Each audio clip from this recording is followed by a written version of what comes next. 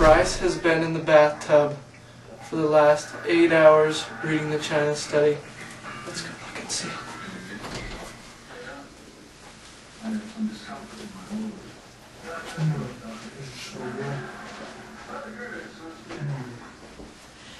Wonders what he's reading. Hey, what are you reading?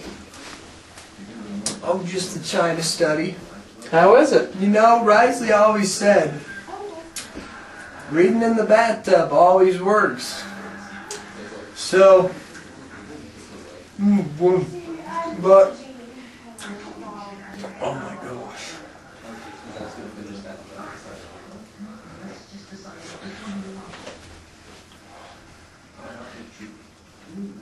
It can kill you.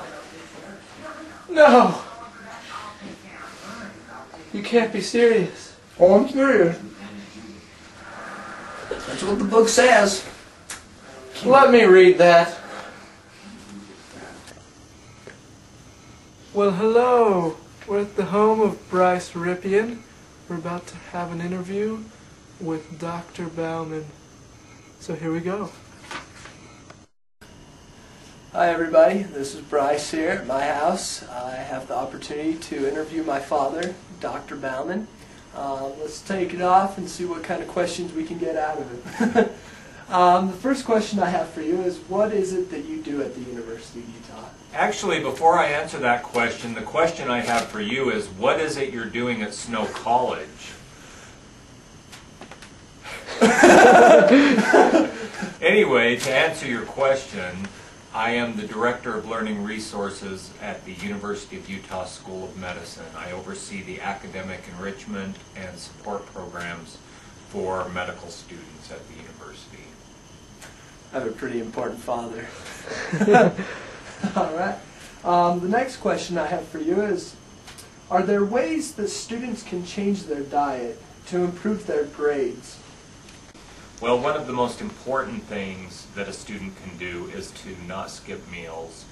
Too often college students skip meals, especially breakfast, and in fact breakfast is one of the most important meals. So that's one thing that college students can do. Next, it's important that they include all of the food groups at each meal. That means fruits, vegetables, dairy, whole grains at every meal. You know, it's interesting that you say that, because I always skip breakfast to make it to Risley's class on time. Amen. So you're saying that McDonald's isn't a main food group? McDonald's is not a main food group, and too many times college students get caught up in junk food eating and bad eating habits, and it actually affects their performance in the classroom.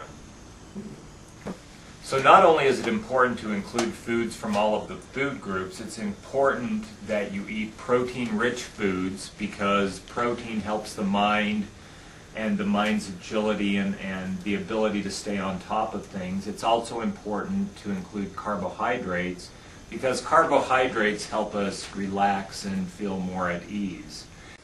So one of the biggest traps that college students fall into is that they drink too much caffeine and too much sugary sodas. It's very important to stay hydrated, especially on test days, but avoid sugary sodas and caffeine and replace those with water or even tea. And finally, exercise is important. It's important to balance your food and your diet with a good exercise plan. I know you always talk to me about exercising before I take a test or before I have a class, because that's one of my hard things too, is paying attention. And you always said that doing an athletic activity before a test gets the blood flowing, you're more aware, and you're more able to take a test. Now I wanted to go back where you were talking about the proteins. In the China study, it talks about not eating animal-based proteins. What are some ways that, you know, that it's not so extreme, but yet we can implement that diet into our diet? What are some ways that you think that we can do that? So not eating any animal protein means that you need to look for protein in other sources. Some sources might be nuts, soy products, and even some green greens contain a high amount of protein that would be adequate for a diet. I think one of the drawbacks to putting restrictions on no animal fats or no animal proteins is that it's difficult enough as a college student to try to balance diet, and when you start to restrict and limit yourself even further, it makes it that much more difficult to follow a good diet. Yeah.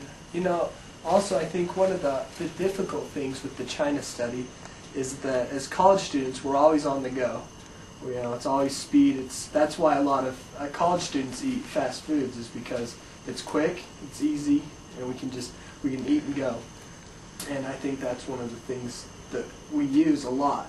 And I think that we could implement parts of the China study, but just like you were saying, to completely cut it off at all would, you know, be quite an extreme for many college students. Well, and I think it's important to look for fast types of foods that provide more nutrition. For example, put granola bars and fruit in your backpack. Stock your fridge with string cheese or with yogurt, foods that are quick and easy but are much more nutritious than a burger and fries.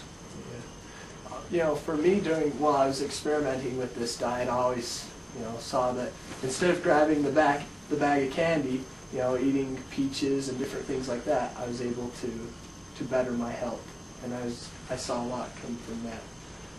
And not only better your health, but at the same time you better your mind. Mm-hmm. Exactly. Really? So, if it betters your mind, what are some ways that we can, as students, improve our diet to help with studies and also test taking? Well, I think that one thing that students need to do are find strategies